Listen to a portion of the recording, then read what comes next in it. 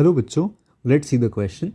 The question says, why does a bucket of water feel heavier when taken out of water? Second, lead has greater density than iron and both are denser than water. Is the buoyant force on a lead object greater than, less than or equal to the buoyant force on an iron object of the same volume? यहाँ पे हमारा की concept हम use करेंगे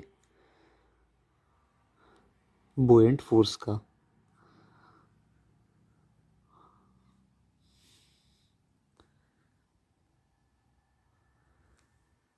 first question देखिए, तो जो bucket water में है, ये बकेट जो है वो वाटर के अंदर जब तक है तब तक उस पे बुएंट फोर्स एक्ट कर रहा है.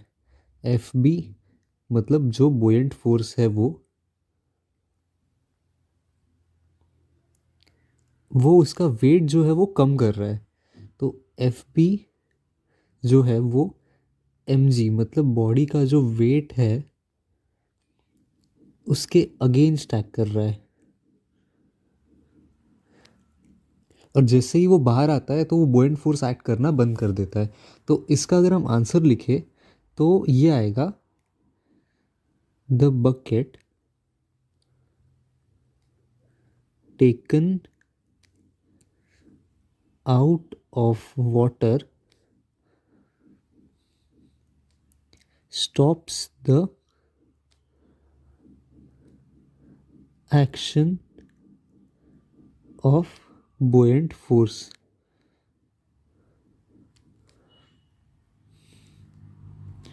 Making it feel heavier. Making it feel heavier.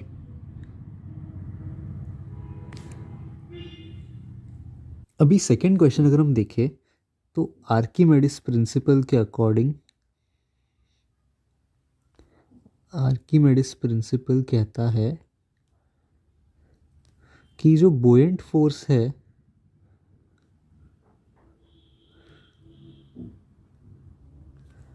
Is equal to weight of water displaced.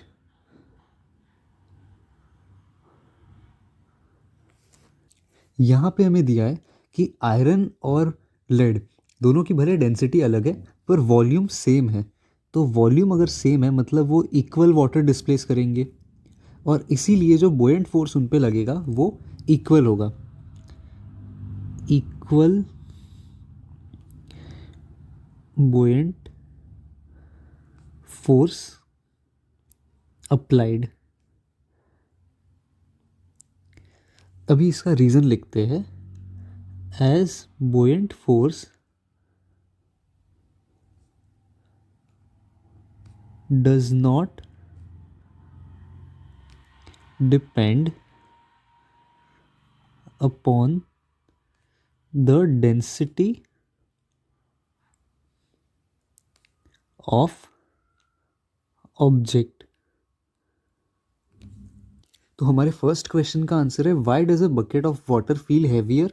तो इसका आंसर है the bucket taken out of water stops the action of buoyant force making it feel heavier. और second का answer है कि जब lead और iron दोनों जो है वो वाटर में इमर्स करते हैं सेम वॉल्यूम के, तो जो बुएंट फोर्स है वो कैसा एक्सपीरियंस होगा. तो बुएंट फोर्स इक्वल होगा. Equal buoyant force applied as buoyant force does not depend upon the density of object. Hope you understood it well. Best of luck. Thank you.